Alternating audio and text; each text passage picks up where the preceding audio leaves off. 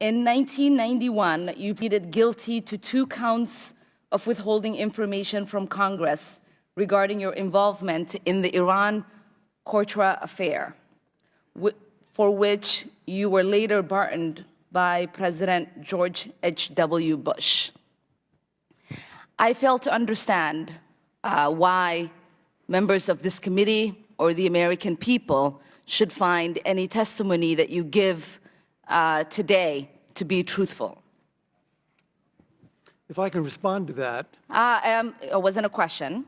That was not a question. I reserve the right to my time. It is not right. That was not a question. Committee can attack on February 8th, who is not permitted to reply.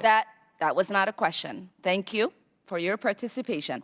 On February 8th, 1982, you testified before the Senate Foreign Relations Committee about U.S. policy in El Salvador.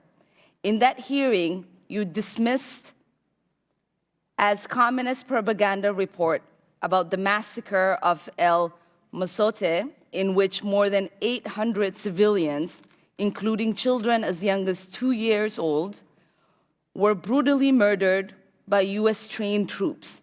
During that massacre, some of those troops bragged about raping a 12-year-old girl before they killed them. Girls before they killed them. You later said that the U.S. policy in El Salvador was a fabulous achievement. Yes or no, do you still think so? From the day that President Duarte was elected in a free election to this day, El Salvador has been a democracy. That's a fabulous achievement. Yes or no, do you think that massacre was a fabulous achievement that happened under our watch? That is a ridiculous question, and I yes or no? No. I will take that as a yes. I am not going to respond to that kind of personal attack, which is not a question.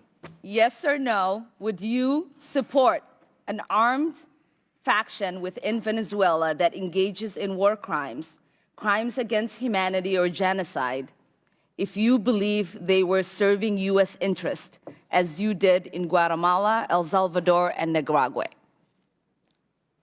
I am not going to respond to that question. I'm sorry. I don't think this entire line of questioning is meant to be real questions, and so I will not reply. Whether under your watch, a genocide will take place, and you will look the other way because American interests were being upheld, is a fair question. Because the American people want to know that anytime we engage a country, that we think about what our actions could be and how we believe our values are being furthered.